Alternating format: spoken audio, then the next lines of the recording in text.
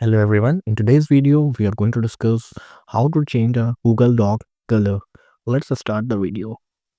First, open Google Doc, and now here you can see options for file, edit, view, insert, format, tools, extension, help. You have to go on file, click on file tab. Now on bottom you can see page setup. Click on page setup. Now you can see here apply to whole document or selected content, orientation. Now on right side you can see a page color. Just click on this and select the color you want to apply on your doc. Now you can see here the whole document is green. Now there is one more option of changing whole tab color.